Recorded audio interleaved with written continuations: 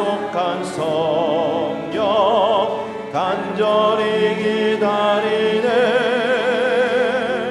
가물어 메마른 땅에 단비를 내리시듯 성령의 단비를 부어 새 생명 주옵소서. 반가운 빗소리 들려 산천이 춤을 추네. 봄비로 내리는 성령 내게도 주옵소서. 가물어 메마른 땅에 단비를 내리시듯 성령의 단비를 부어 새 생명 주옵소서. 절 따라 우로를 내려 조목이 무성하니 갈급한 내 심령 위에 성령을 부소서. 가물어 메마른 땅에 단비를 내리시듯 성령의 단비를 부어 새 생명 주옵소서. 가물어 메마른 땅에 단비를 내리시듯 성령의 단비를 부어 새 생명 주옵소서. 참되신 사랑의 언약 어길 수 있사오랴. 오늘의 흡족한 은혜 주실 줄 믿습니다. 가물어 메마른 땅에 단비를 내리시듯 성령의 단비를 부어 새 생명 주옵소서. 가물어 메마른 땅에 단비를 내리시듯 성령의 단비를 부어 새 생명 주옵소서.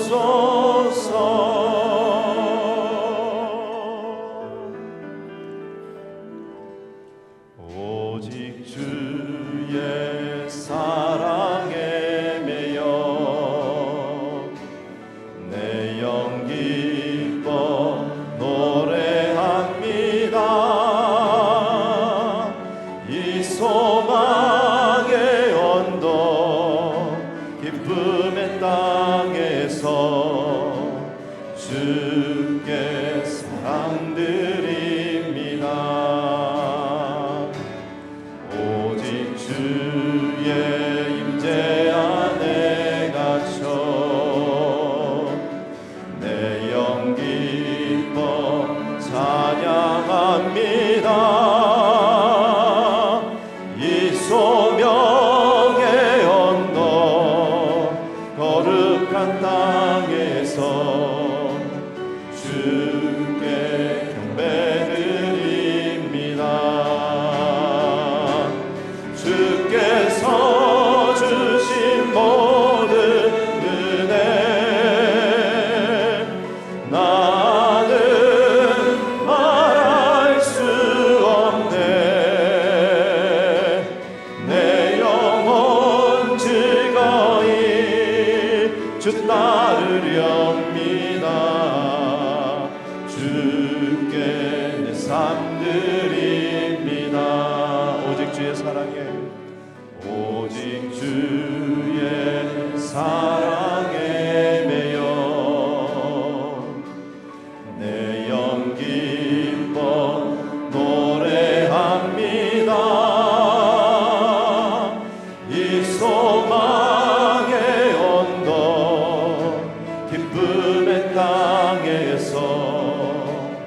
주께 사랑드립니다.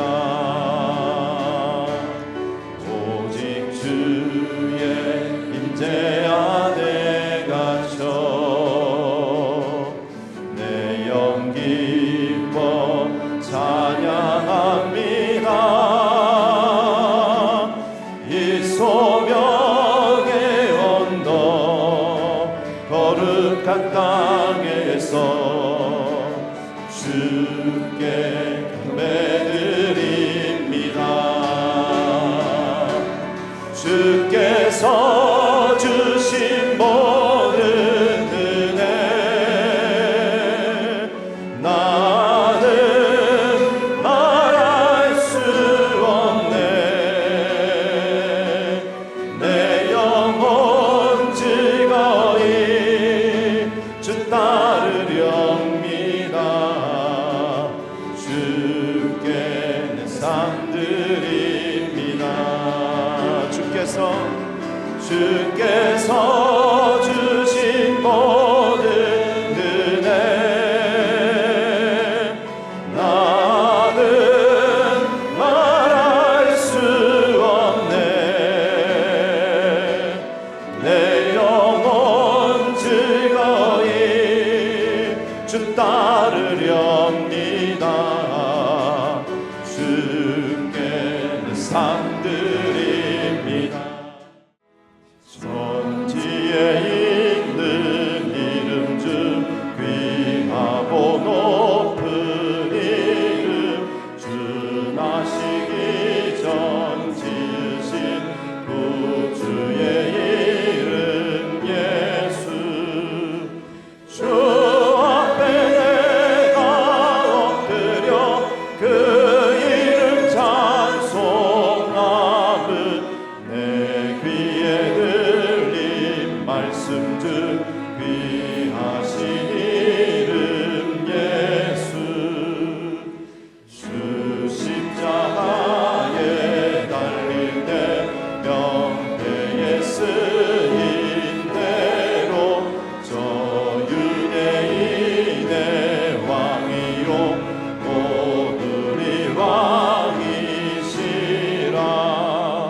주 앞에 내가 엎드려 그 이름 찬송함은 내 귀에 들린 말씀 중 귀하신 이름 예수. 주 예수께서 영원히 어제나 오늘이나 그 이름으로 우리에게 장복을 내리신다. 주 앞에 내가 엎드려 그 이름 찬송함은 내 귀에 들린 말씀 중 귀하신 이름 예수. 영광의 왕 찬양합니다. 위대하신 주 우리 구원자 존귀하신 주 경배합니다. 보좌에 계신 어린 양 영광의 왕 영광의 왕 찬양합니다. 위대하신 주 우리 구원자 존귀하신 주 경배합니다.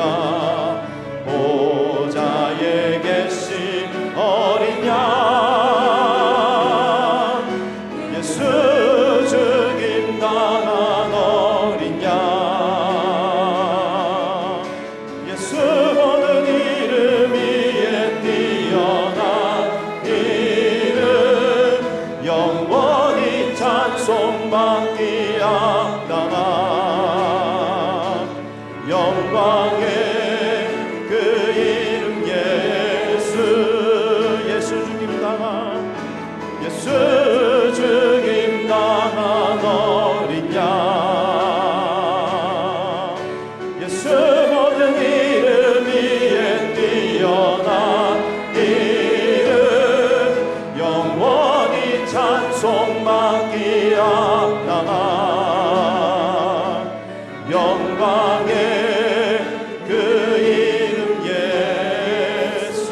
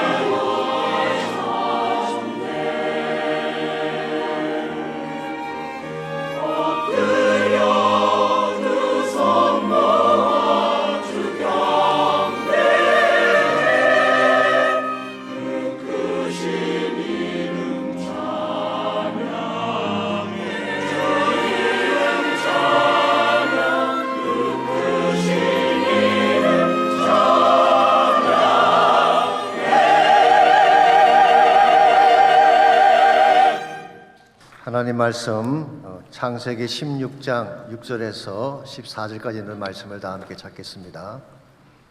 창세기 16장 6절에서 14절까지 있는 말씀입니다.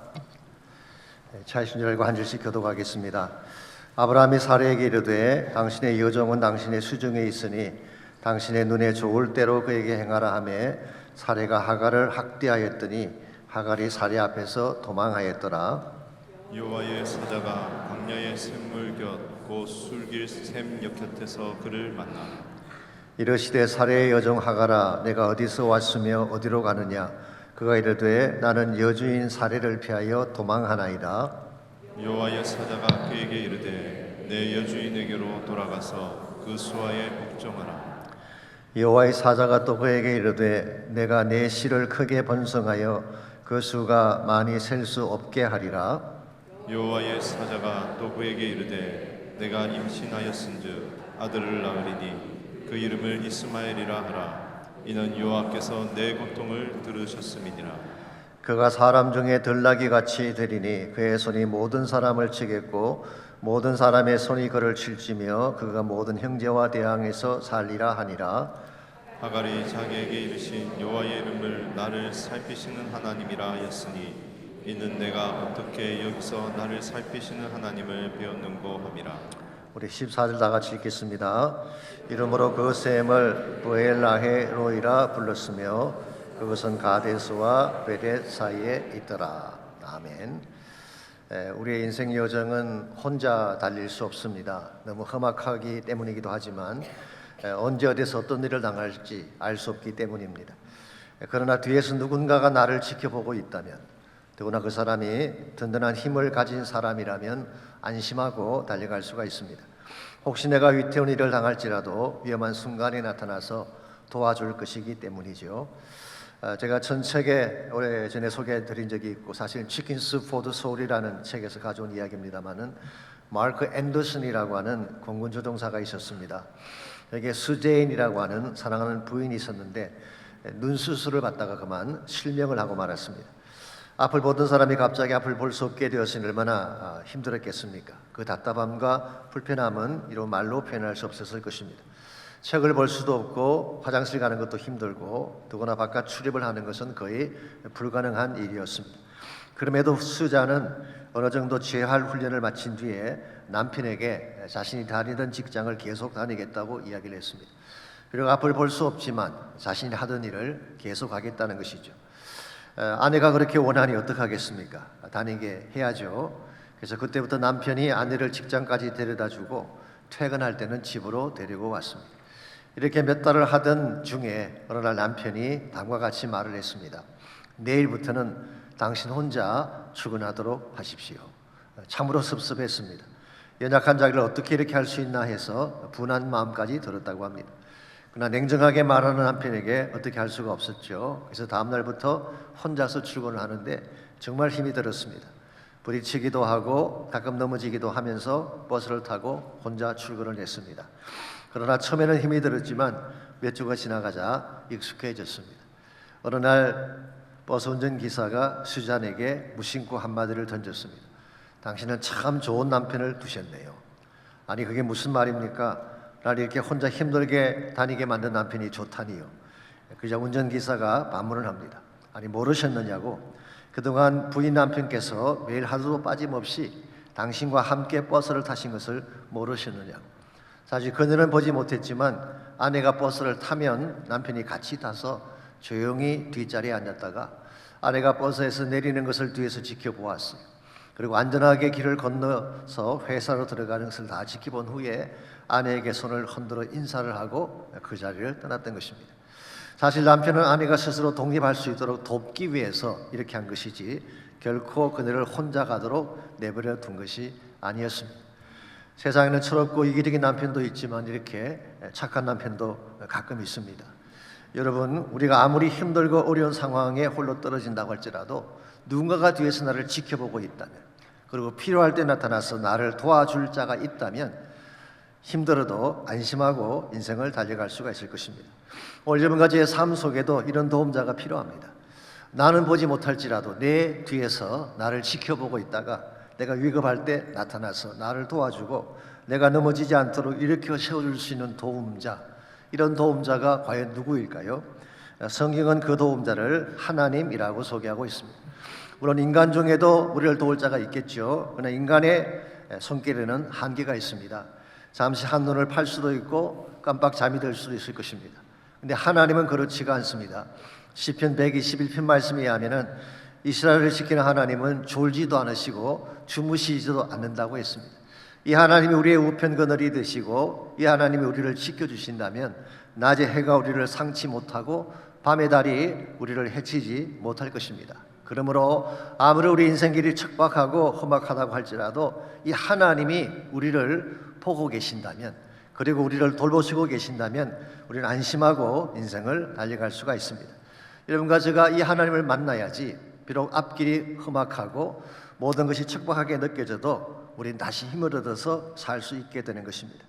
오늘 같이 봉독한 본문에 보시면은 정말 미약하고 그리고 척박한 삶 속에 던져졌던, 그래도 불구하고 하나님의 돌보심을 받았던 한 여인에 대한 스토리가 오늘 본문에 소개가 되어 있습니다. 그 여인의 이름이 하갈이었습니다. 하갈은 원래 애굽 사람이죠. 기억나실지 모르지만 창세기 12장에 보면 아브라함과 그의 아내가 가나안 땅에 들어왔을 때에 기근이 찾아왔습니다. 그래서 기근을 피하기 위해 잠시 애굽으로 피신을 갔죠. 그랬다가 자기 아내의 사례가 너무 아름다웠기 때문에 바로가 탐을 내게 되고 자기 목숨을 건지기 위해서 아브라함이 자기 부인을 누이라고 속였던 그 사건이 창세기 12장에 기록이 되어 있습니다. 물론 비겁한 행동이고 남자답지 못한 행동이었죠. 그 결과 바로가 이 아브라함에게 많은 소유를 안겨주고 소유를 가지고 애굽을 떠나오게 되죠. 아마 그때에 하갈을 사라의 여종으로 받게 되었던 것 같습니다. 오늘 본문의 배경을 정리하기 위해서 1절과 2절을 잠깐 보시면은 아브라함의 아내 사레는 출산하지 못하였고 그에게 한 여종이 있으니 애굽 사람이요 이름은 하갈이라. 사레가 아브라함에게 이르되 여호와께서 내 출산을 허락하지 아니하셨으니 원하건대 내 여종에게 들어가라. 내가 혹 그로 말미암아 자녀를 얻을까 하노라 하며 아브라함이 사레의 말을 들으니라.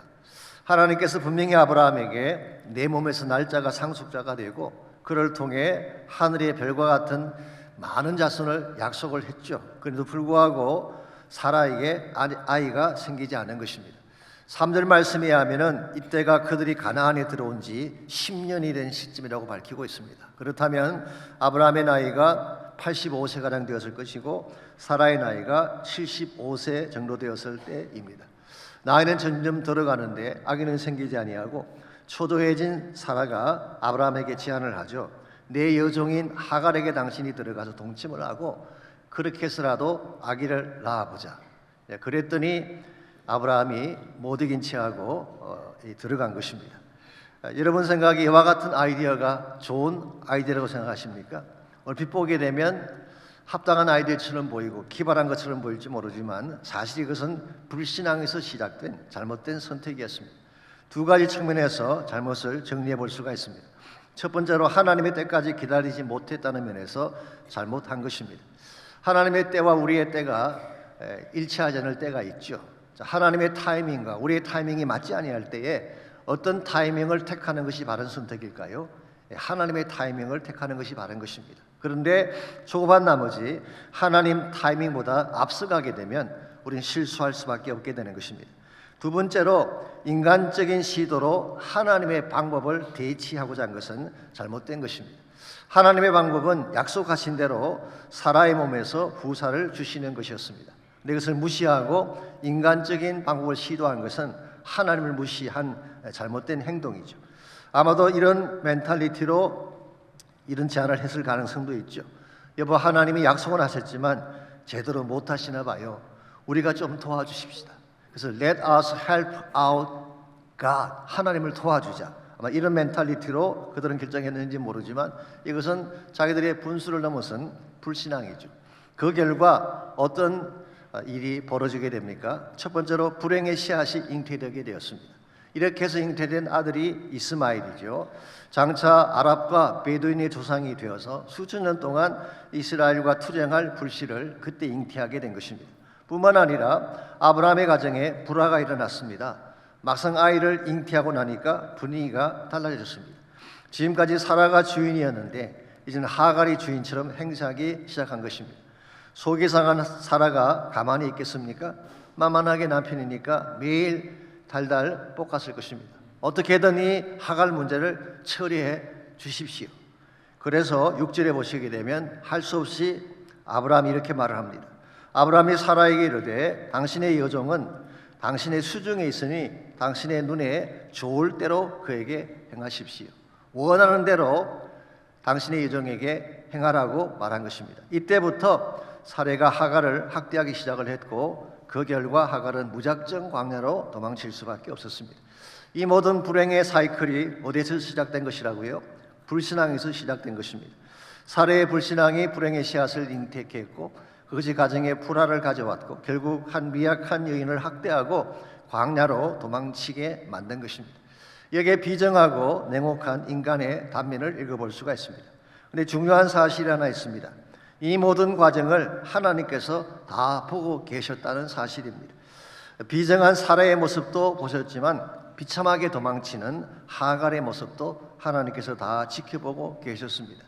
우리 하나님은 특권층의 사람들이나 그가 편애하는 사람들만 돌보신다고 생각을 하지만 실제는 그렇지 않습니다. 가장 미약하고 보잘것없는 하갈 같은 여인의 아픔도 감찰하고 돌보시는 하나님. 하갈은 아시는 대로 she was a slave, 그리고 abused and abandoned. 그는 학대당하고 버려진 그런 여인이었죠. 그러나 God cares. 하나님은 그녀를 돌봐주셨어요. 그렇기 때문에 7절을 보시면은 여호와의 사자가 광야의 샘물 곁, 그 술길 샘 곁에서 그를 만났다고 했습니다. 아신 대로 광야는 물이 없는 곳이죠. 자, 광야로 쫓겨난 후 그냥 두게 되면 죽는 것은 시간 문제인데 하나님께서 다른 곳이 아닌 샘 곁에서 이 하갈을 만나 주신 것입니다. 오늘 본문에서는 여호와의 사자라고 표현을 했지만 이 여호와의 사자는 성육신 하시기 전에 예수님을 의미할 가능성이 많습니다. 즉 하나님 자신이죠. 하나님이 친히 샘 곁으로 가셔서 하갈을 만나 주신 것입니다. 이 하나님을 만난 후에 13절을 보시면 하갈이 하나님의 이름을 뭐라고 불렀나요? 나를 살피시는 하나님. 옛날 성경에서는 감찰하시는 하나님 그렇게 번역이 되어 있고 히브리 말로 이것을 엘로이라고 부르는 것입니다. 엘로이라는 말은 나를 보시는 하나님. You are the God who sees me. 나를 보시는 하나님. 나의 모든 고통과 나의 모든 억울함과 나의 모든 형편을 보시는 하나님. 이 하나님께서 하갈을 만나 주신 것입니다. 저는 이것이 은혜라고 생각합니다. 아무도 돌보지 않는 곳에서 광야 한가운데 척박한 곳에 던져져 있지만 하나님께서 이 모든 하갈의 아픔을 다 보시고 가셔서 만나 주신 사건입니다. 오늘 여러분까지의 삶에도 엘로이의 하나님이 필요합니다. 우리는 우리 인생의 갈 길을 다 알지 못하죠. 내 삶 속에 일어나는 모든 일들을 다 이해할 수도 없습니다. 그러나 하나님은 이 모든 것을 다 보시고 나에게 찾아오셔서 언제나 최상의 답을 주시는 분이기 때문에 이 하나님을 만나야만 여러분과 제 인생이 바르게 진행될 수가 있고 힘들지라도 다시 일어나서 다닐 수가 있는 것입니다.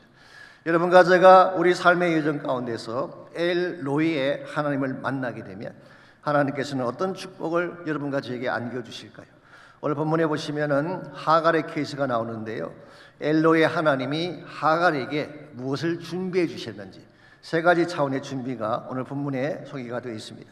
첫 번째로 우리가 엘로이 하나님을 만나게 되면 적절한 답을 준비해 주십니다. 우리 인생에 풀어나가야 될 가장 적절한 해답을 하나님께서 항상 준비하셨다가 우리에게 부어주신다 그런 뜻입니다. 8절을 보겠습니다. 광야에서 하나님이 하갈을 만났을 때 던진 질문이 나옵니다. 8절에 이르되 사레의 여종 하갈아 내가 어디서 왔으며 어디로 가느냐? Where have you come from? Where are you going? 너가 어디에서 왔으며 어디로 가고 있느냐? 이것은 사실은 길 잃은 인생을 향한 하나님의 질문이죠. 최준 씨가 불렀던 하숙성에도 동일한 질문이 나옵니다. 인생은 나그네 길, 어디서 왔다가 어디로 가는가? 이것은 길 잃은 인생을 향한 우주적인 질문이 아닐 수가 없습니다. 여기에 대해서 하갈이 뭐라고 답을 했나요? 내 여주인 사례를 피하여 도망가고 있습니다. 흥미롭게도 하갈의 이름 뜻이 flight, 도망자라는 의미를 가지고 있습니다. 불행이 찾아오면 그것을 피해 도망치고 고통이 찾아오면 그것을 피해 도망치고 문제가 찾아오면 그 문제 뒤에 자신을 숨기고 도피하고자 하는 인생의 전형이 바로 하갈의 삶입니다. 그런데 여러분 도망을 친다고 해서 문제가 다 해결될까요? 도망친다고 내 앞에 있는 문제가 사라지고 가장 아름다운 열매가 주어지게 될까요? 그렇지 않습니다. 문제가 주어졌을 때에 힘은 들지만 다시 본래 위치로 돌아가서 하나님과 함께 믿음으로 감당을 해야지 우리 인생의 진정한 해답이 주어지는 것입니다. 그래서 9절과 10절을 보시게 되면 하나님께서는 이와 같은 하갈에게 다음과 같은 말씀을 주십니다. 여호와의 사자가 그에게 이르되 내 여주인에게로 돌아가서 그 수하에 복종하라. 여호와의 사자가 또 그에게 이르시되 내가 내 씨를 크게 번성하여 그 수가 많아 셀 수 없게 하리라. 여기 보시면은 하나님은 하갈에게 두 가지를 말씀하고 계시죠. 첫 번째로 내가 떠나왔던 본래의 것으로 돌아가서 사레의 수하에서 복종하라, 그렇게 말씀하셨어요. 즉 사레에게 돌아가라는 것입니다. 사레가 문제인데 그 문제 자체에게 다시 돌아가서 그것을 참고 견뎌라, 그렇게 말씀하고 있습니다. 일반적으로 우리는 문제가 생기면 피해가려고 하는 것을 해결책으로 생각을 하는데 하나님은 반대로 이야기하십니다. 문제 속으로 들어가서 믿음으로 감당해내라, 그렇게 말씀하고 있어요. 왜냐하면 그렇게 해야만 진정한 하나님을 경험할 수 있기 때문에. 여러 차례 말씀드린 적이 있습니다마는 성경에 대한 기록된 모든 기적은 문제로부터 시작된 것입니다. 문제가 없었다면 기적도 베풀 이유가 전혀 없었어요. 예컨대 홍해가 갈라진 기적이 있지 않습니까? 구약에 기록된 최대 기적이라고 부르는데요. 이 기적이 어디서 시작됐나요?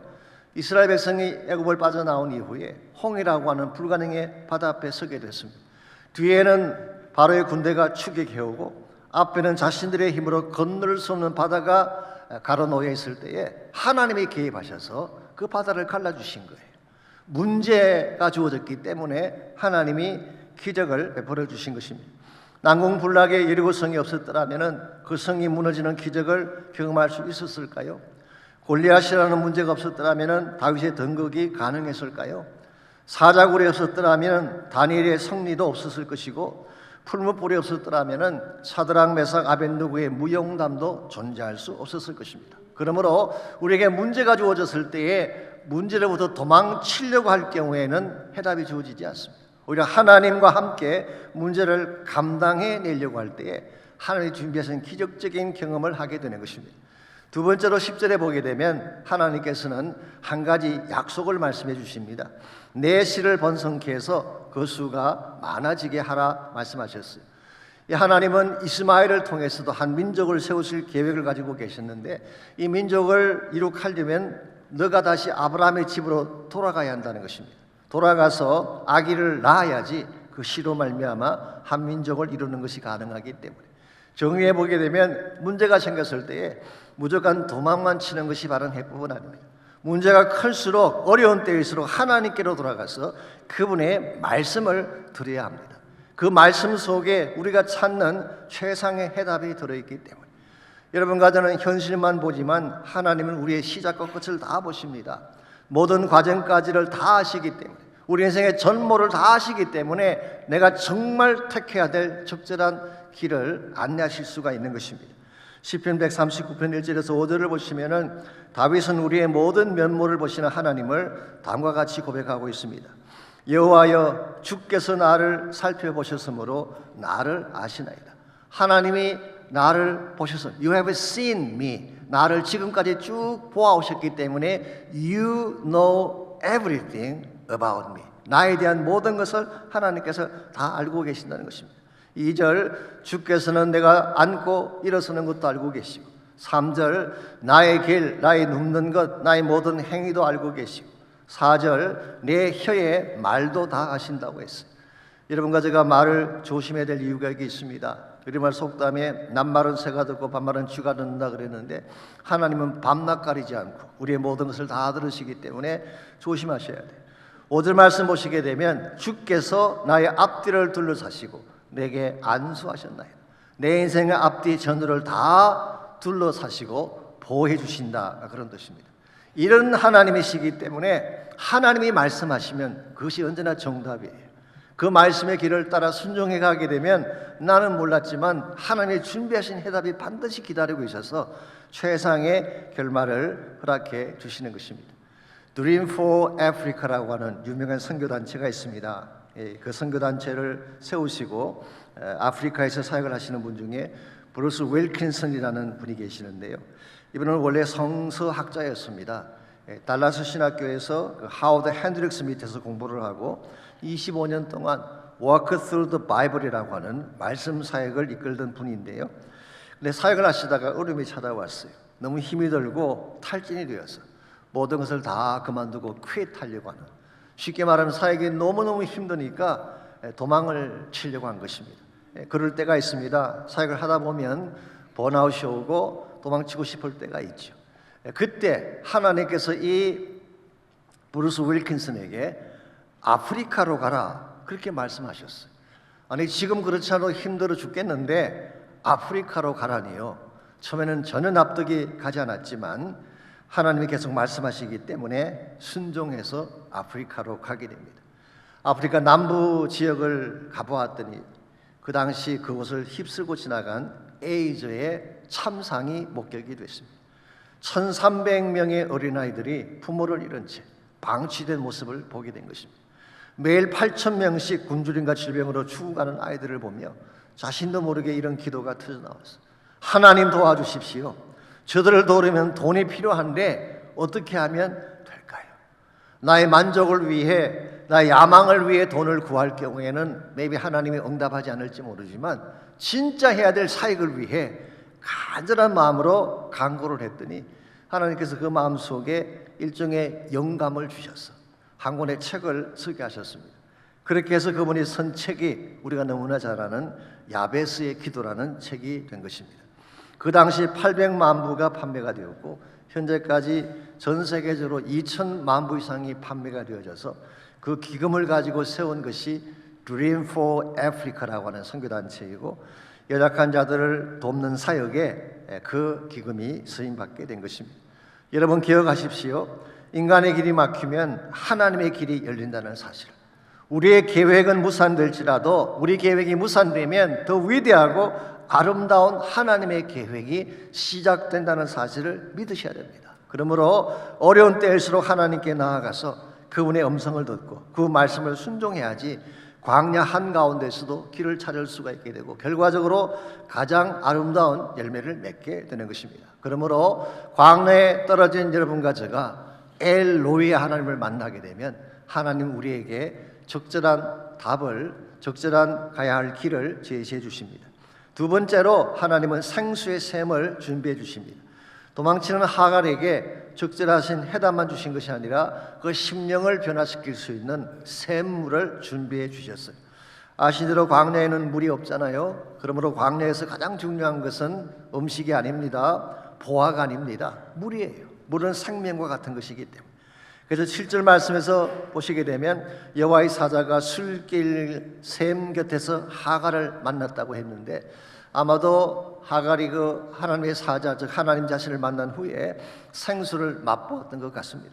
그러고 나서 고백한 것이 14절에 기록되어 있습니다. 이름으로 그 샘을 보엘라헤 로이라고 불렀으며 그것은 가데스와 베레 사이에 있다고 했습니다. 이 보엘라헤 로이가 세 단어의 합성어입니다. 보엘이라고 하는 것은 beer, 영어로 B-E-E-R입니다.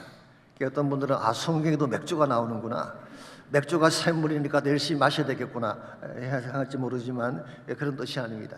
이 보엘이라는 단어는 샘이란 뜻이에요. 샘. 보엘 세바라는 단어가 있죠. 언약의 샘이란 뜻입니다. 샘물. 라헤라는 말은 생명이란 뜻입니다. living, 살아있는 그런 뜻이죠. 로이라고 하는 것은 본다는 것입니다. 엘로이와 같은 로이입니다. 그래서 부엘라헤 로이는 살아계신 자의 샘, 혹은 살아계셔서 나를 지켜보시는 자의 샘, 그런 뜻입니다. 여러분, 샘이라고 다 같은 샘이 아닙니다. 이 세상에도 나의 갈증을 해결시켜 줄 수 있다는 샘에 대한 제안들이 많이 있죠. 그러나 세상이 나에게 주는 샘물은 우리에게 영원한 갈증의 해결책이 될 수가 없습니다. 살아계신 자의 샘, 지금도 살아서 일하고 계시는 하나님이 준비하신 샘을 만나야만 우리 심령이 회복할 수 있게 되는 것입니다. 그 좋은 예가 요한복음 4장에 기록이 되어 있습니다. 거기에도 한 여인이 등장하죠. 아무도 돌보지 않는 여인, 아무도 만나고 싶어하지 않는 여인. 그래서 낮 12시에 물을 길들어 나왔던 수가성의 여인이 요한복음 4장에 기록이 되어 있습니다. 그녀가 매일 낮 12시만 되면 길들어 나왔던 그 물은 수가성에 있는 야곱의 샘물이었습니다. 매일 나와서 그 물을 길러가는데 또 갈증이 생겨요. 또 나와야 돼요. 이게 세상 샘물이 우리에게 주는 한계라고 할 수가 있습니다. 이와 같은 수가 성령인에게 예수님께서 그들을 만난 후에 새로운 차원의 물을 제시해 주십니다. 그게 요한복음 4장 13절 14절입니다.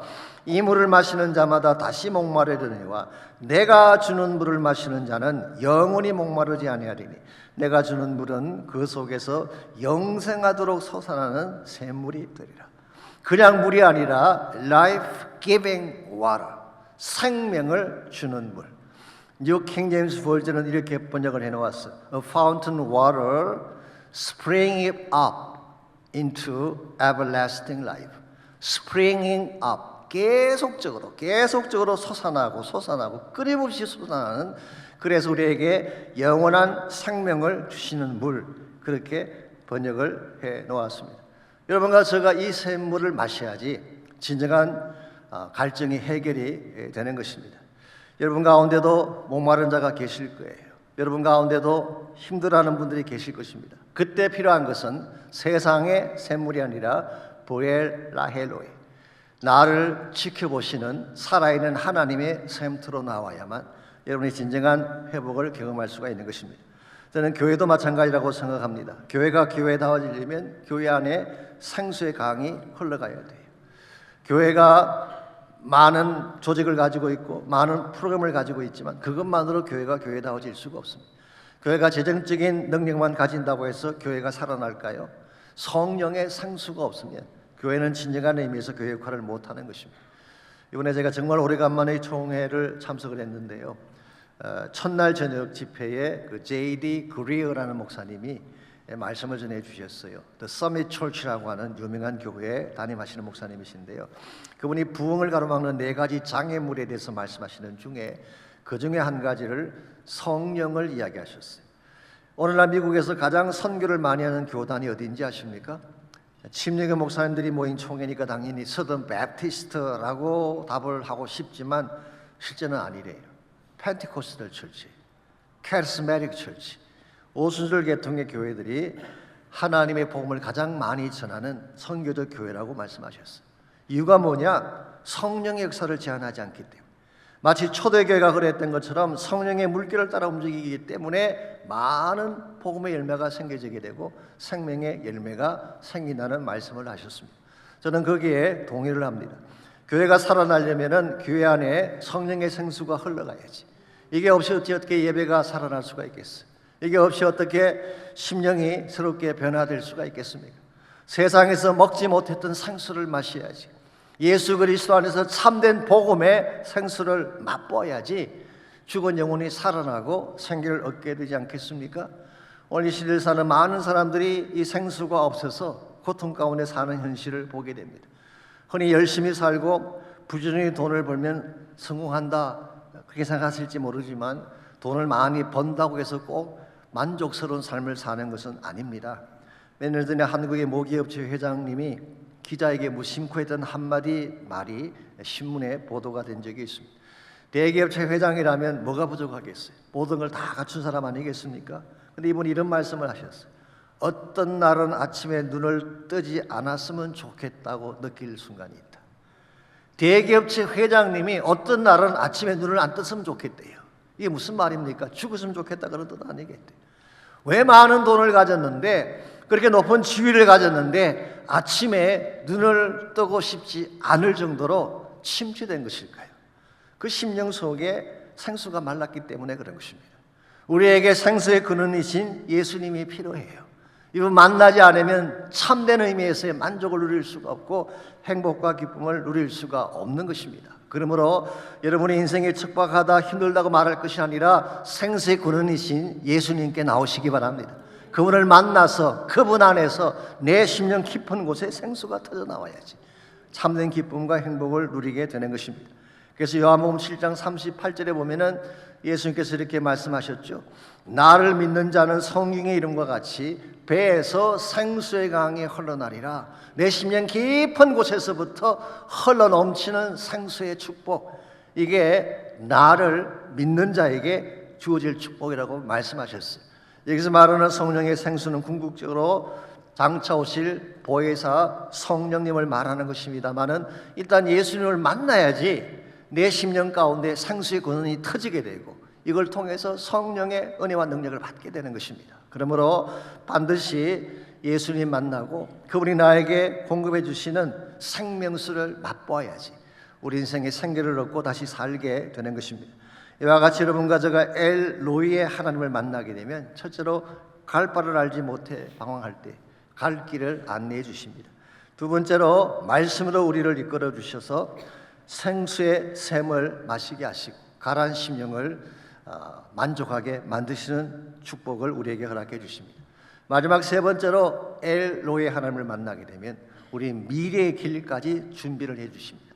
현재에 대한 문제만 해결하시는 것이 아니라 먼 장래에 대한 일까지도 말씀해 주시고 제시해 주시는 것, 이게 바로 엘로이 하나님이 하시는 일입니다.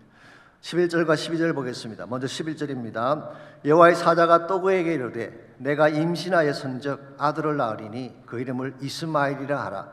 이는 여호와께서 내 고통을 들으셨음이니라. 아들을 낳으면 이름을 이스마엘이라고 지으라고 했어요. 이스마엘 이름 뜻이 뭘까요? God hears, 하나님이 들으신다. 사무엘과 같은 어원을 가지고 있습니다. 더구나 고통을 들으시고 주신 아들, 그래서 그 아들 이름을 이스마엘이라고 짓게 하신 것입니다. 그리고 나서 12절에서 그의 미래를 다음과 같이 예언해 주시죠. 그가 사람 중에 들나귀 같이 되리니 그의 손이 모든 사람을 치겠고 모든 사람의 손이 그를 칠지며 그가 모든 형제와 대항해서 살리라 하리라. 그의 삶이 들나귀처럼 와일드하고 거칠게 될 것을 예언한 것입니다. 즉 사람들과 부딪히고 투쟁적으로 살 것을 미리 말씀하신 것이죠. 실제로 창세기 21장에 보시면은 결국 하갈과 이스마엘이 아브라함의 집에서 쫓겨나서 먼 광야길로 나가게 됩니다. 창세기 21장 20절 21절에 이렇게 기록이 되어 있습니다. 하나님이 그 아이와 함께 계시매 그가 장성하여 광야에서 거주하며 활 쏘는 자가 되었더니 그가 바란 광야에 거주할 때에 그의 어머니가 그를 위하여 애굽 땅에서 아내를 얻어 주었더라. 그는 활 쏘는 자가 되었대요. 즉 전쟁하는 사람이 된 것입니다.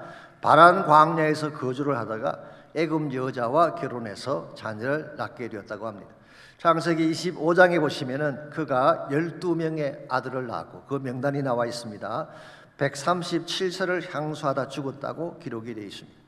그들의 후손들이 요단강 동쪽 아라비아 반도에서 주로 살았기 때문에 대다수의 학자들은 이스마엘의 후손들이 오늘날의 아랍인들이 되었다고 설명을 하고 있습니다. 실제로 사마리아인들의 전성에 의하면은 이스마엘의 후손들이 메카를 세웠다고 했고요. 유대 역사가인 조세푸스도 이스마엘의 자식들이 유프라데스 강과 홍해 사이에 있는 나바티아에 거주하였고 이들의 후손이 아랍인이라고 설명을 했습니다.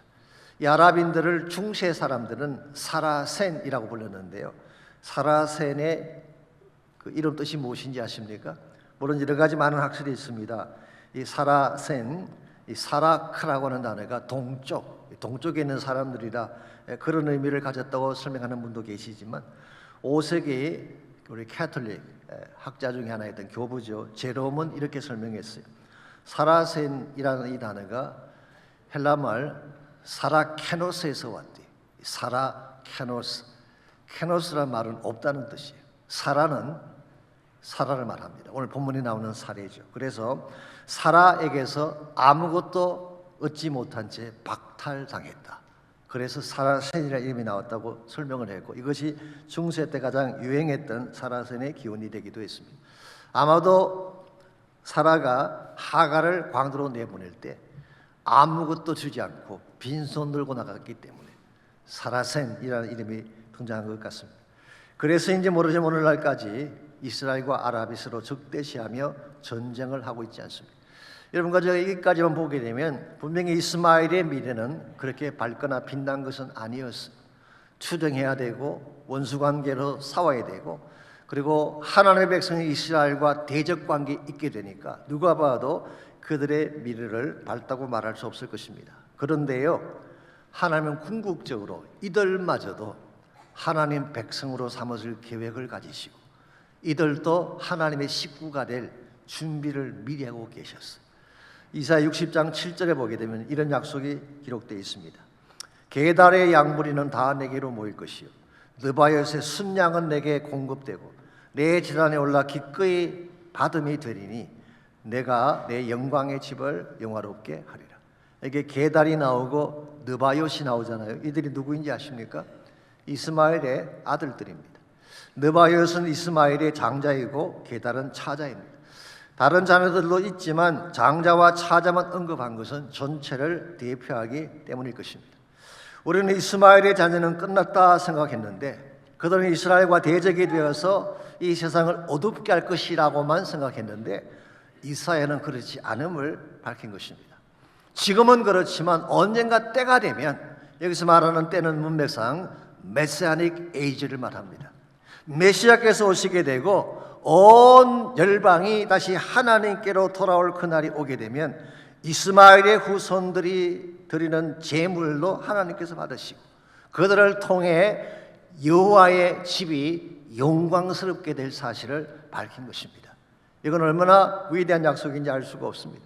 우리는 인류 역사의 먼 장래를 보지 못하죠.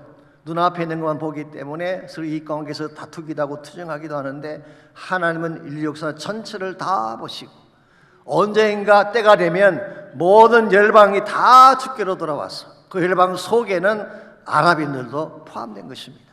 오늘날도 많은 선교단체들이 아랍 국가에 가서 선교하는 이유가 여기 있습니다. 그들도 하나님의 자녀이기 때문에, 그들에게도 복음이 필요하기 때문에, 이스마엘의 후손들도 때가 되면 게달의 후손들, 느바의 후손들이 하나님 전에 나와서 제사를 드리고 그 예물을 하나님이 받으실 날이 온다고 약속하신 것처럼 그들도 하나님 앞으로 돌아올 날이 있을 것을 아시기 때문에, 사실 따지고 보자면 여러분과 저도 마찬가지죠.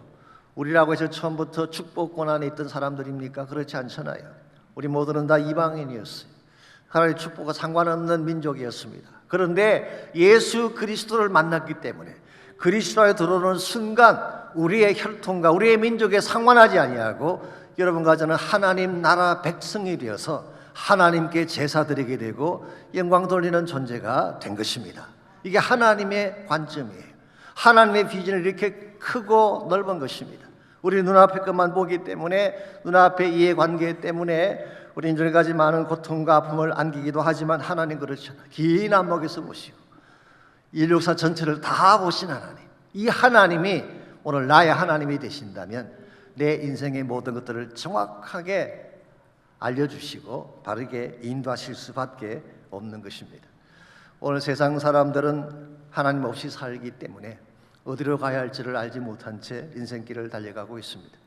그러나 여러분과 저는 하나님 만났기 때문에 하나님이 제시하는 길을 따라 살게 되고 그분이 나에게 부어주시는 생수를 마시며 살게 되고 무엇보다 언젠가 성취되게 될 하나님 나라의 영광과 비전을 바라보며 살게 되었기 때문에 우리 인생이 값진 인생이 되고 존귀한 인생이 된 것입니다.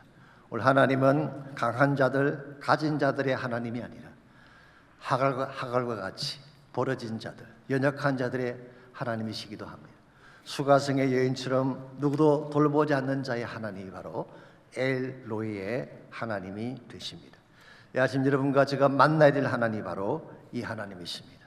나의 모든 것을 다 아시는 하나님, 나의 과거와 현재와 미래를 다 아시는 하나님, 내 인생의 아픔과 고통도 아시고 억울함도 다 아시는 하나님, 그리고 나를 아시기 때문에 최상의 답을 준비하시고 나를 이끄실 엘로이의 하나님을 만나야지 우리 인생이 바르게 진행될 수가 있고 하나님 목적을 위해 바르게 살아갈 수가 있습니다. 이 아침 함께 기도하기를 원하는데요, 기도할 때에 이 하나님께 나아가서 엘로이 하나님께 나아가서 하나님, 나는 갈 바를 알 수가 없습니다. 내 인생이 어디로 가야 될지, 어떻게 살아야 될지 나는 갈 바를 알지 못합니다. 하나님이 내 앞길을 보여주시고 열어주셔서 주의 길을 따라 살 수 있도록 은혜를 베풀어 달라고 기도하시기 바랍니다. 주께 가까이 날 이끄소서. 간절히 주님만을 원합니다. 채워주소서. 주의 사랑을 진정한 찬양 드릴 수 있도록 다시 한번 고백합니다. 주께 가까이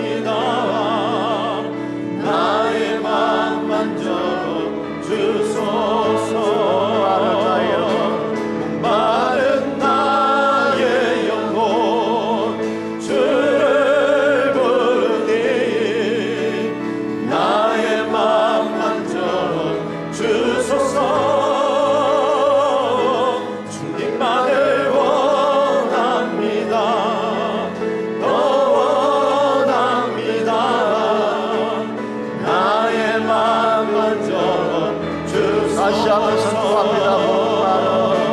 목마른 나의 영혼 주를 부르니 나의 맘 만져 주소서.